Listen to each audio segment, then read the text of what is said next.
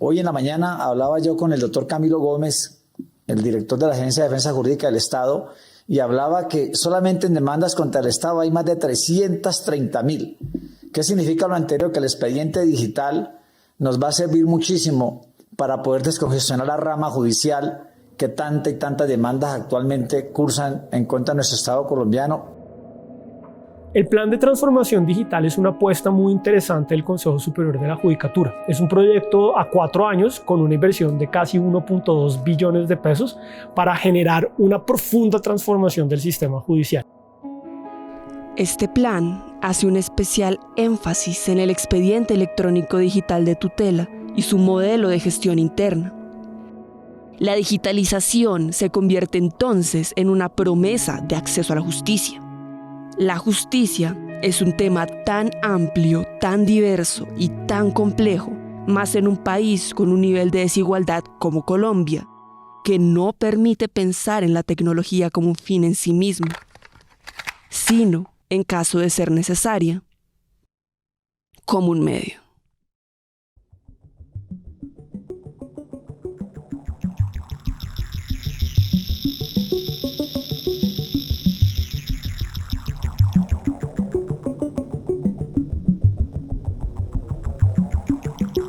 Para 2018, en territorios como La Guajira, la Orinoquía y la Amazonía, la cantidad de personas que podían acceder a TICs en hogares era menor o igual al 40,7%, por lo cual un gran porcentaje de tutelas en el país se presentaban de forma análoga. Esto terminó afectando en gran medida la capacidad, eficacia y eficiencia del sistema judicial, para el cual recibe la tutela de forma digital estructurada y con ciertos parámetros sería el modo ideal de recibirla. Por esta razón, se implementan plataformas para interponer de forma digital la tutela, y esta es la apuesta para el futuro de esta forma de acceso a la justicia. Desde su creación, Tutela en Línea ha procesado más de 3.000 tutelas, y la situación desencadenada por el COVID-19 demostró la utilidad de los recursos digitales y las plataformas web. Estas acortan las distancias entre la justicia y el ciudadano, además de agilizar los procesos. Pero aún así, el querer implementar la tecnología por tecnología no es la solución.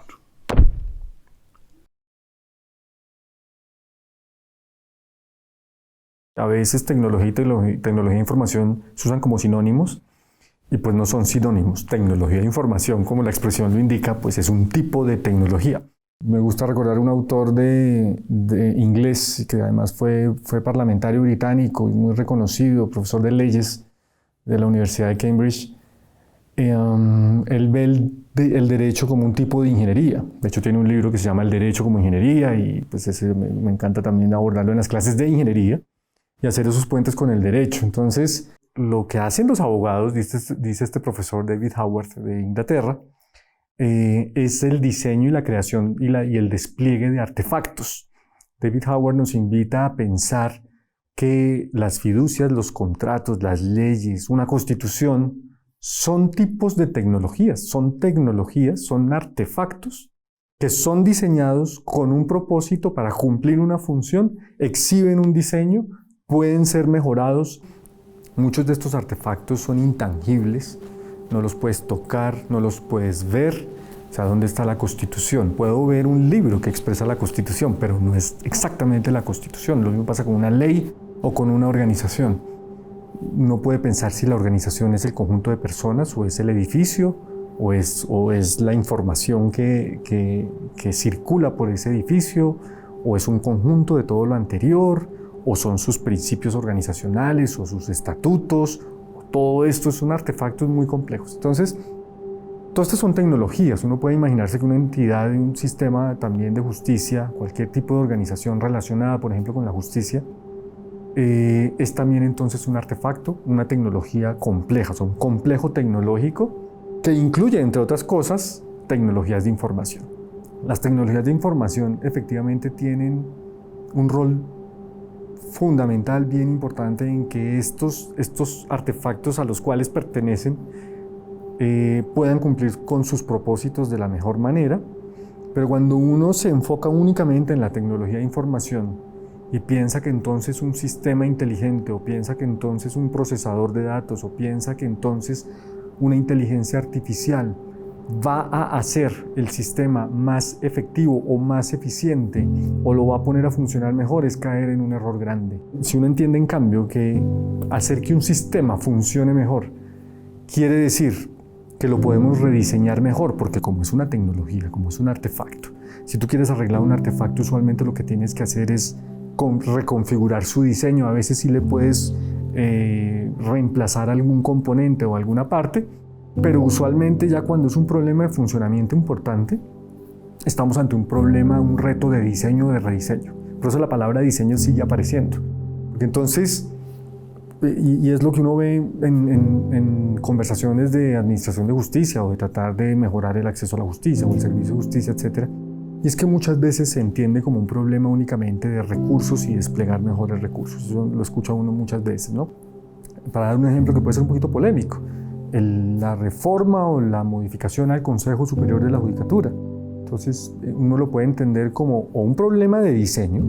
Entonces, ¿qué otras nuevas características y configuraciones debemos pensar para que la administración de la rama judicial pueda hacerse de la mejor manera, de manera óptima? Eso es un camino. Otro camino es mayor asignación de recursos. Otro camino es, y no son excluyentes, mirar el talento humano y el tipo de personas que están ahí, los perfiles, los requisitos, las condiciones. Usualmente estos dos que acabo de mencionar, los dos últimos, es donde se enfocan las grandes soluciones. Pero si el sistema tiene un problema de diseño, pues por más recursos que le des y por mejoras que le hagas a los componentes, eso no quiere decir que va a funcionar mejor. Es más, un sistema que tenga problemas de diseño, cualquier sistema, puede ser un automóvil, un sistema que tenga problemas de diseño y funcione mal por cuestiones de diseño, si tú le das más recursos, lo que puedes estar haciendo es empeorar las cosas, porque le das más recursos para que funcione y haga más de lo que está haciendo que lo hace mal.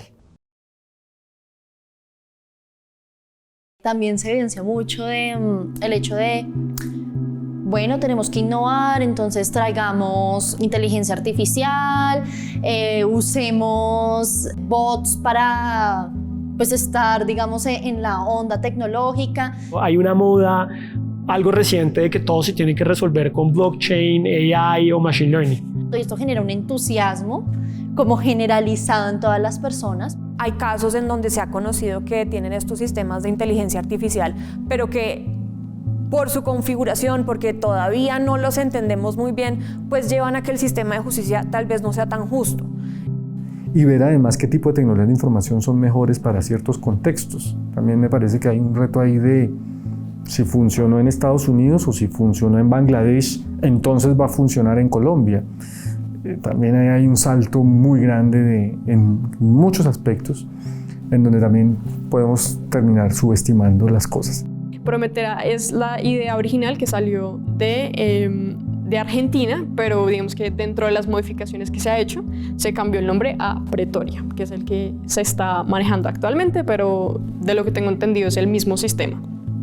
Se implementó una herramienta, pero a la final no termina solucionando, no termina dando soporte a los procesos que debería dar soporte y termina convirtiéndose en una barrera. La tecnología nos da el cómo, ahora es el qué, el para qué, cuál es el propósito. Hoy en el laboratorio no somos enemigos de aplicar tecnologías como esas para resolver problemas de acceso a la justicia, pero sí somos enemigos de hacerlo sin ningún tipo de experimentación pública, de procesos de co-creación, de procesos de validación con prototipos de baja escala que permitan encontrar errores, que permitan encontrar puntos que no se habían tenido en cuenta y que permitan a través de la experimentación determinar cuál es la mejor tecnología para resolver este problema, o si en efecto se necesita llegar a ese tipo de tecnologías o hay otro tipo de posibilidades mucho más económicas y mucho más eficientes.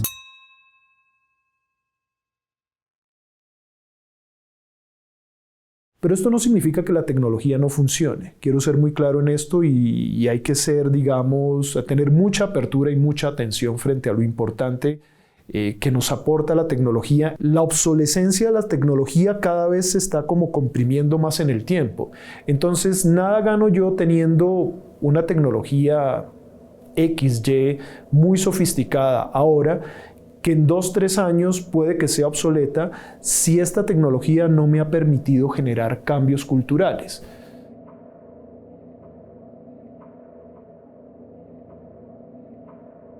Transformar la administración de justicia. Venimos hablando de la transformación del sector de justicia desde hace 150 años y no hemos logrado a veces todo ese impacto que quisiéramos. La primera vez que creo que en este país se habló de expediente digital fue como en 1971 o 72. Se hablaba ya de expediente digital. Han pasado ya 50 años y todavía no tenemos claridad de los expedientes digitales. Entonces puede ser a veces un discurso que se queda en discurso, por más de que sea de buenas intenciones. Con eso no quiero decir que simplemente es que intencionalmente se queda en discurso, sino que hay muchos retos al momento de hacer transformaciones digitales. Voy a mencionar tal vez uno que todos podemos estar muy familiarizados y es la interacción entre las tecnologías de información y los seres humanos y cómo entonces para una organización se puede apropiar de la mejor manera una tecnología de información.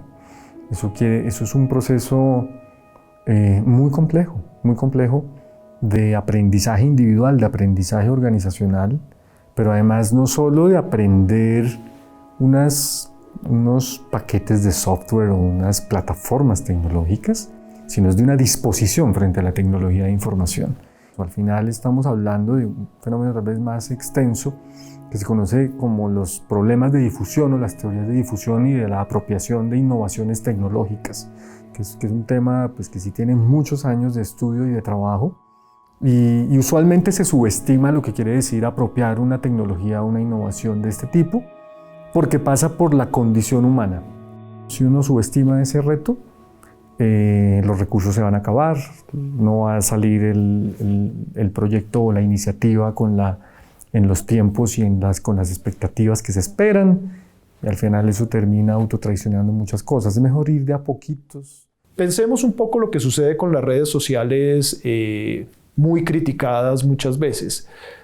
Fue gracias al uso de Twitter que el movimiento Me Too en redes sociales empezó a impactar globalmente temas de género, temas de sensibilidad y atención frente a agresiones a las mujeres, y digamos empezó a volverse un fenómeno cultural. Y lo interesante aquí no es que tal red social o tal otra haya sido la que permitió esto o que haya sido más o menos ágil, sino fue la capacidad de apropiación cultural de diferentes personas donde eventualmente se garantizaba un cierto anonimato, pero además una cierta conexión con una comunidad que se iba ampliando y reconociendo en este lugar, y atención de los medios y de otros actores diciendo, oigan, aquí tenemos un problema, está pasando esto, deberíamos hacer algo.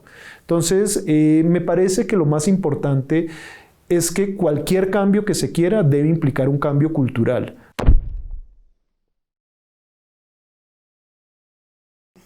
Hay una pregunta aquí que tiene que ver, que es al final para la ingeniería muy clara, y es la diferencia entre eficiencia y efectividad, y es la eficiencia es el mejor uso de los recursos y la efectividad es que el sistema haga lo que tiene que hacer.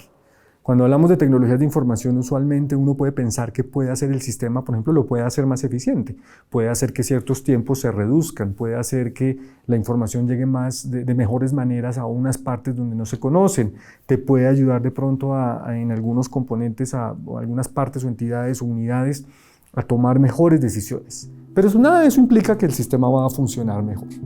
Y el extremo es la gran pregunta cuando uno tiene que escoger entre eficiencia o efectividad, o eficacia, para no entrar ahí en un juego de palabras. A veces nos hacen esa distinción entre eficacia y efectividad, y es, ¿preferimos un sistema eficaz que sea ineficiente o un sistema eficiente que no hace lo que tiene que hacer? Es una pregunta muy difícil. Pues idealmente uno quisiera tener ambas. Cuando nos obsesionamos con la eficiencia, que es que las tecnologías de información apuntan sobre todo a eso, a hacer un sistema más eficiente, eso no quiere decir que el sistema va a funcionar mejor. Y al revés, a veces para que funcionen mejor las cosas requiere un poco de ineficiencia, un poco de no necesariamente el mejor uso de los recursos, pero el costo, entre comillas, es que el sistema cumpla con las expectativas de sus constituyentes y el propósito para el cual existe y su razón de ser.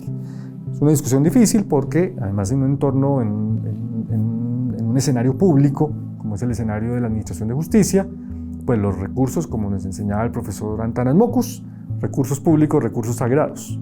Entonces, hablar de que uno prefiera eficacia sobre eficiencia es un discurso que invita a imaginarnos y a innovar y a ver cómo podemos entonces, con la mayor eficiencia, ser también efectivos y eficientes. Entonces, tecnologías de información nos ayudan a ser más eficientes, pero no implican que el sistema vaya a hacer mejor lo que tiene que hacer.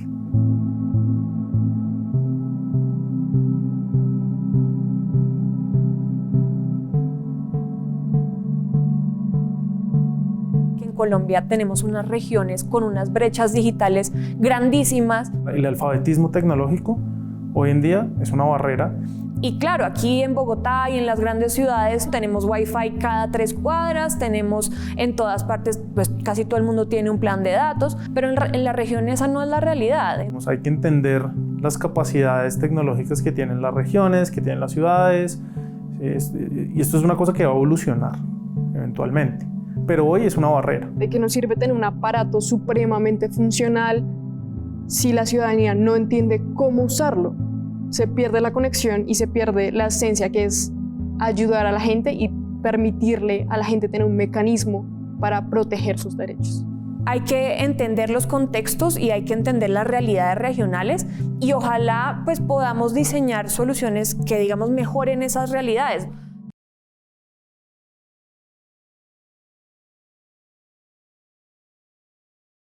Pensemos esto como un sistema social.